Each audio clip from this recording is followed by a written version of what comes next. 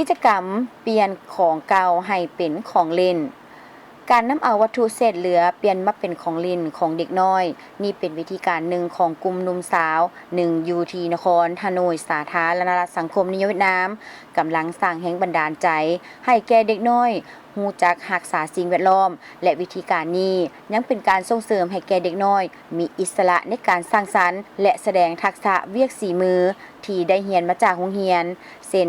การเปลี่ยนเศษผ้าให้กลายเป็นตุ๊กตาสัตว์ที่เด็กน้อยมักถึงว่าจะประดิษฐ์ยากแต่ก็บ่มีเด็กน้อยคนใดยอมถดถอยจากเศษผ้าที่ถูกทิ่มแล้วเขาเจ้าก็แต้มรูปสัตว์ที่ตนเองมักพวกเขาจะเฮ็ดทุกขั้นตอนด้วยตนเอง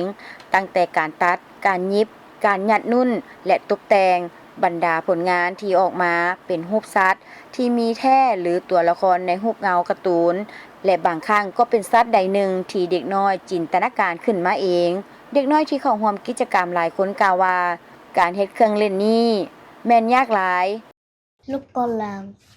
con thấy sâu kim là khó nhất. น้องดึกหาเจ้ากล่าวว่าแกะตัวนี้มีผมนำหลานเฮ็ดจากผ้าแพ้เก่านางดามกวงเฮาสมาชิกกลุ่มจัดตั้งให้ฮู้ว่าเด็กน้อยบางคนก็ท้อง่ายพวกเฮาต้องได้ให้กำลังใจเขาเจ้าและตั้งกฎไว้ว่า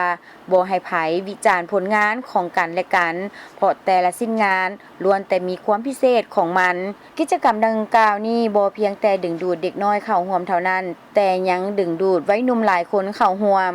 นางบุ๋ยเฟืองแองได้กล่าวว่าการดำรงชีวิตที่ยุ่งยากซับซ้อนมีหลายอย่างให้คิดแทนที่จะนั่งในห้านกาแฟแต่ข้าพเจ้ามาที่นี่เพื่อจดจ่อต่อการประดิษฐ์สิ่งนี้โดยบ่ต้องคิดอย่างหลายบางครั้งข้าพเจ้าอยากเฮ็ดของขวัญให้ลูกสาว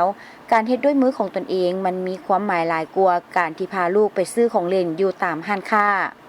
ส่วนนางเหวียนเยียนลิงผู้ก่อตั้ง Joyce Workshop กล่าวว่า